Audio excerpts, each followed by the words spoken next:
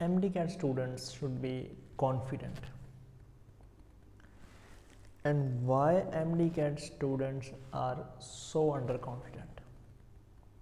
I have an advice and I have a question from you guys कि MD-CAT के जो students हैं वो इतने अंडर कॉन्फिडेंट क्यों होते हैं.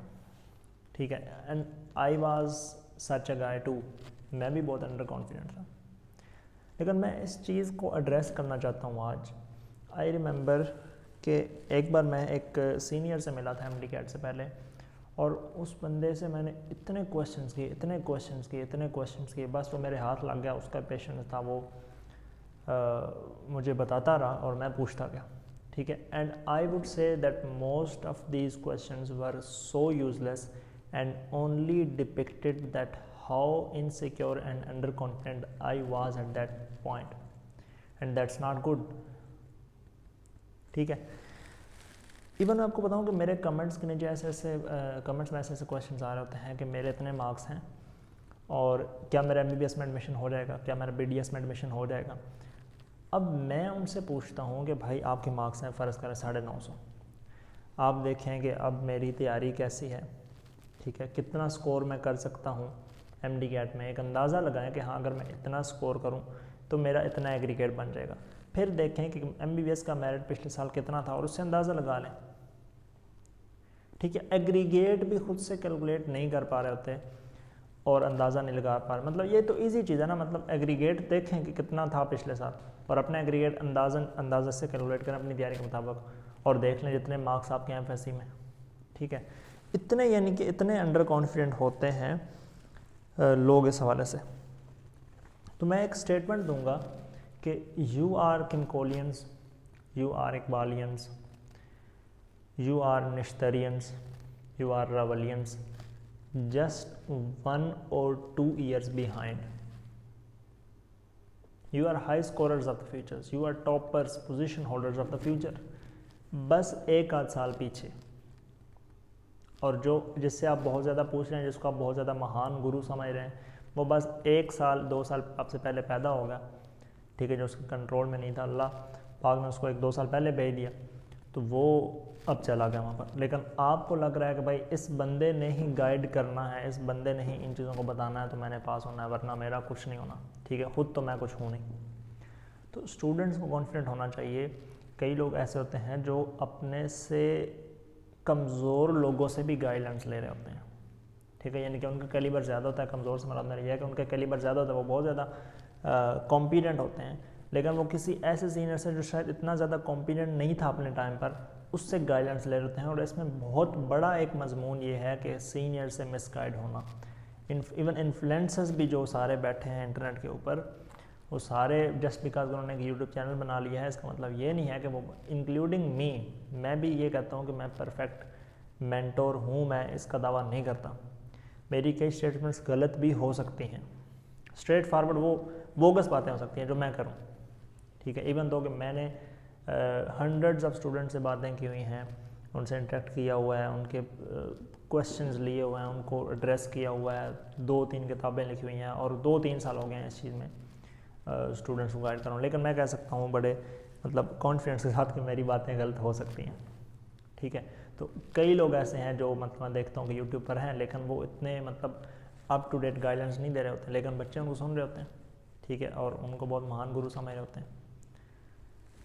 तो आप इस चीज़ को समझें कि आप ज़्यादा कॉम्पिटेंट हो सकते हैं. आप इस तरह से लेंगे, हो सकता है कि यार मैं जिस फ्लो में जा रहा हूँ, अगले से जो मैं बात पूछ रहा हूँ, मेरा जो कैलिबर है, हो सकता है कि वो कमज़ोर बात करें और मैं इससे आगे की चीज़ हूँ. ऐसा हो सकता है कि कोई बंदा मतलब अपने कैलिबर के मुताबिक एक वीक सी बात करे और आप उससे ज़्यादा स्ट्रॉन्ग कॉम्पिटेंट हों, एप्लीकेंट हों, कैंडिडेट हों, और हो सकता है कि आपके ज़्यादा पोटेंशियल हो, लेकिन बस उस बंदे ने कमज़ोर बात की, आपने अपने आप को उस तराजू में रखा और आपने अपने आप को नीचे लेवल पर लेके अपने पोटेंशियल से आप नीचे आ गए. इस तरह होता है. ठीक है, तो आप इन चीज़ों को समझें. सिर्फ बेसिक बातें, बेसिक ओरिएंटेशन लें. ठीक है, और फिर अपने आप को भी कुछ समझें कि I am the one who has the potential, who has the capability to clear this test, to ace this test. ये यू शुड नो दिस. ठीक है, दैट यू हैव कैपेबिलिटी.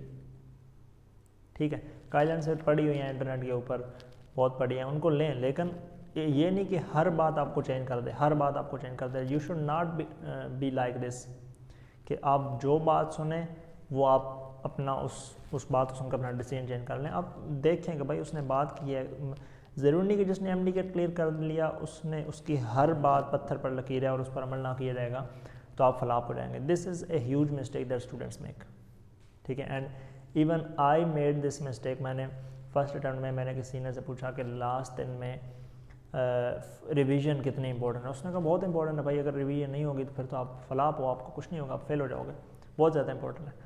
अब उसने किसी और सिनेरियो में कहा, मैंने किसी और सिनेरियो में समझा। अब मेरे लिए सूटेबल क्या था कि मैं आखिरी दिन अपने आप को थोड़ा सा रिलैक्स करता, तैयारी इतनी ना करता, क्योंकि मैं जितनी ज़्यादा बुक्स को पकड़ता था उतनी ज़्यादा मुझे टेंशन होती थी।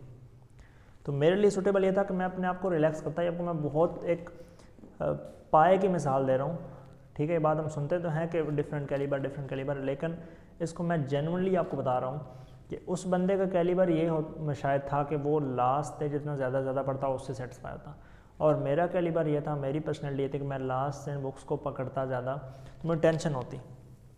तो मेरे लिए बेहतर ये था कि मैं बुक से थोड़ा दूर रहता, बस लाइटली स्टडी करता, जल्दी सो जाता, अच्छी तरह सोता, ठीक है।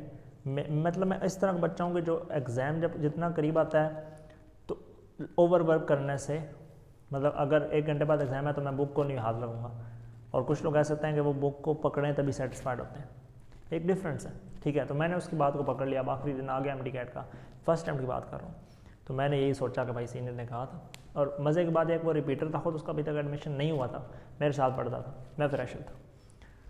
मैंने कहा भाई सीनियर ने कहा था कि भाई रिवीजन बहुत इंपॉर्टेंट है, तो मैंने रिवीजन नहीं हुई उस तरह से, क्योंकि मैं तो किताबों करीब रहता, मुझे टेंशन होती, तो किताबों को जितना हो सका पढ़ा, रिवीजन उस तरह से नहीं हुई, सारी शॉर्ट लिस्टिंग नोट्स वगैरह नहीं रिवाइज हुए। मैंने घर वालों को कह दिया कि भाई मेरा एडमिशन नहीं होगा, मतलब मैं स्टेटमेंट दे के पहले ही मैंने हथियार अपने डाल दिए, मैंने कहा भाई मेरा एडमिशन नहीं होगा।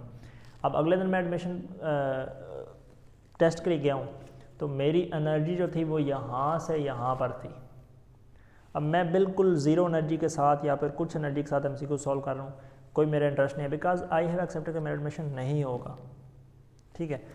तो when I solve the test, मैं घर आया, जब तक फाइनल रिज़ल्ट आया या मैंने की चेक की, मुझे रियलाइज़ हुआ कि कितने MCQ मुझे आते थे, लेकिन मेरी नॉन सीरियसनेस की वजह से, वो जो मैंने कम इंटरेस्ट लिया या मैंने एनर्जी पुट नहीं की, उसकी वजह से मेरे 15 से 20 MCQ गलत हो गए, या इससे भी ज़्यादा MCQ गलत हो गए। अब वक्त की ज़रूरत क्या है?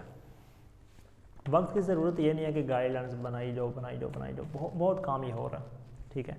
अब इतने इन्फ्लुएंसर्स MD के आ गए हैं, बस अल्लाह खैर करे, ठीक है। वक्त की ज़रूरत यह है कि स्टूडेंट्स को मेंटली प्रिपेयर किया जाए, और ज़्यादा उनको जो लोग MD क्लियर नहीं कर पाएंगे, this is the need of the hour. MD guidelines हाँ अगरचे बिकती हैं, अगरचे स्टूडेंट्स शायद ज़्यादा इंटरेस्टेड इसमें है कि MD के ऊपर गाइडलाइंस बनाई जाए, जनाब 100 में 100 मार्क्स ऐसे हैं, 200 में से 200 मार्क्स ऐसे हैं, इन चीज़ों में शायद लोग ज़्यादा इंटरेस्टेड हैं और ये ज़्यादा हॉट टॉपिक्स हैं। लेकिन बेसिकली वो लोग सफ़र ज़्यादा कर रहे हैं जिनका एडमिशन नहीं होता, ठीक है, जो बस अपने बंद कमरों में पड़े रहते हैं, फिर कभी अपनी लाइफ से उस तरह सेटिस्फाइड नहीं हो पाते, ठीक है, हमेशा फील करते हैं कि वी आर लैगिंग बिहाइंड। तो इस तरह के लोगों को एड्रेस करने की ज़्यादा ज़रूरत है, इन पर गाइडलाइंस बनाने की ज़रूरत है, इनको एड्रेस करने की ज़रूरत है, इनसे बात करने की ज़रूरत है, जबकि जूनियर्स का भी और सीनियर्स का भी फोकस यही MD गाइडलाइंस, ठीक है। तो इन चीज़ों को आप ज़रूर यानी कि नोटिस में रखें कि you should be confident on about your preparation, about your self, you are competent.